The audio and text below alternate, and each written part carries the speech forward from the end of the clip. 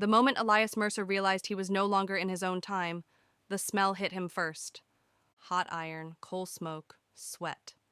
He woke on cold stone beneath a gray morning sky, his ears ringing as if he had stood too close to an explosion. Above him loomed wooden scaffolds and a half-finished gatehouse, its beams lashed together with rope instead of bolts. Men shouted in a language that was almost English but bent and roughened by age. Somewhere nearby, a hammer struck metal, the sound dull and uneven. Elias pushed himself upright, heart pounding. His jeans were torn, his jacket smeared with ash. The last thing he remembered was standing in his garage workshop, tuning the bearings on a custom lathe he'd built from scrap and stepper motors. There had been a flash, a pressure like the world folding inward, and then... Now this. A man with a beard like a bird's nest stared at him. God's blood. He lives, the man muttered. Elias swallowed. Where am I? The man frowned. Valenreach. And unless you're a spirit, you're in the way of the gateworks. Valenreach. Elias looked again at the walls, the tools, the clothes. No power lines, no engines, no steel anywhere, only wrought iron and bronze. His stomach sank as understanding settled in like a stone. He hadn't just gone somewhere else. He had gone when the guards nearly killed him. It took frantic gestures, broken explanations, and finally the intervention of a gray-robed clerk to keep Elias from being run through as a madman or spy. They searched him thoroughly, confiscated his phone, which earned a few suspicious looks, and marched him through winding streets toward the inner keep. Valenreach was alive in a way no modern city was. Chickens darted between carts. Children ran barefoot over cobbles slick with last night's rain. The air rang with bells, voices, and the constant music of labor. Elias saw looms in doorways, tanners scraping hides, coopers hammering hoops around barrels, and everywhere, inefficiency, wheels without bearings, axles grinding raw wood on wood, winches that wasted half their force in friction. His engineer's mind screamed at every wasted joule. By the time he stood before the magistrate, Elias had stopped thinking about how to get home. He was thinking about what he could build. They did not believe his story. Another tale of distant lands, the magistrate said, steepling his fingers. You claim knowledge of metals, yet bear no mark of guild or master. I'm a mechanical engineer, Elias said, then sighed. I design machines. I solve problems. The man blinked. An engineer? Elias almost laughed. In the end, they let him go because they did not know what else to do with him. He was given a crust of bread, directions to the lower ward, and a warning to cause no trouble. That night, Elias slept beneath an awning near the river. He listened to water creak against wooden pilings and stared at the stars, sharp and unblurred by city light. Fear came in waves, fear of disease, of starvation, of never seeing his world again. But beneath it all burned something else. Purpose. The blacksmith's name was Torrin Hale, and his forge was the loudest thing Elias had ever heard. Not because it was powerful, but because it was wrong. The bellows wheezed unevenly, driven by a foot pedal that jerked instead of flowed. The anvil was pitted. The hammer blows were strong but imprecise, the heat inconsistent. Torrin was skilled, Elias could see that, but he fought his tools every step of the way. Elias watched for an hour before speaking. You're losing heat every time you lift the bellows, he said. Torrin froze mid-strike. You watching to steal trade secrets, stranger? No, Elias said carefully. I'm watching because I think I can help. Torrin snorted. Everyone thinks that. Your bellows seal leaks, and your tuyere angle starves the fire on the right side. Silence. Torrin slowly turned, eyes narrowing. Say that again. Elias pointed. There, the leather's cracked, and the air flows uneven.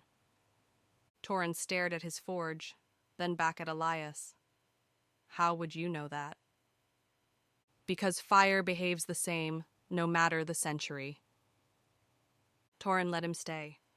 At first, Elias swept floors and hauled coal. Then he was allowed to watch more closely, then to assist. He spoke little, learning the rhythm of the forge, the limits of the materials. Medieval iron was impure, inconsistent. Carbon content varied wildly.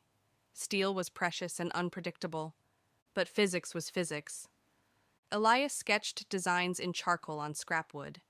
Cams, flywheels, gear trains simplified enough to be made with hand tools. He started small. A better bellows. Instead of a foot-driven jerk, he designed a double-chamber system with weighted arms, smoothing airflow. It took 3 days to build and half a day to install. The forge roared to life with a steady, hungry sound. Torrin stared into the fire like it was a miracle. It's smoother. It's regulated, Elias said. Consistency improves everything. Word spread. Farmers came first, asking for stronger plowshares. Elias adjusted the forging process, improving quenching methods, experimenting with oil instead of water to reduce cracking. The blades lasted longer. Then carpenters noticed his wagon axle, fitted with crude bronze bushings he'd cast using a sand mold. The wheel spun longer, easier. Then the miller came. The water wheel groaned under its own inefficiency, losing power to friction and misalignment. Elias spent a week recalculating blade angles and shaft placement. When the mill turned again, it did so with a strength it had never known. Grain output doubled. The magistrate took notice. They gave him a shop of his own. It was small, wedged between a cooper and a tanner, but it had space for a forge, a workbench, and most importantly, freedom. Elias hung no guild sign. He called it simply Mercer's Works. He built jigs. That alone changed everything. With jigs, parts became repeatable. Axle pins fit properly, gear teeth aligned. He taught apprentices not just how to hammer, but why. Metal flows, he told them. Like thick clay, you guide it, you don't fight it. He introduced standardized measurements using marked rods and templates. Progress slowed at first, then accelerated like a flywheel finally catching speed. Valenreach began to change. Not everyone was pleased. The Guild of Smiths accused him of witchcraft. They claimed his methods were unnatural, his results impossible. One night, someone smashed his windows and dumped sand into his coal pile. Elias repaired the windows and built a covered coal bin. When the guild confronted him, he did not argue theology. He demonstrated. He set 2 identical bars of iron on the anvil, one forged traditionally, one forged using controlled heat and measured strikes. He bent both. One cracked, the other did not. The crowd murmured. Knowledge is not magic, Elias said. It's observation. The guildmaster's face darkened, but he could not argue with results. Years passed. Elias aged differently now, marked by soot instead of spreadsheets. His shop expanded. He built a treadle-powered lathe, then a water-driven one. Cylinders became rounder, shafts became straighter. He improved pulleys, introduced compound gearing, designed cranes that lifted stone with half the manpower. The city walls rose higher, faster. When war came, and it always did, Valenreach stood ready. Not with sorcery, with engineering.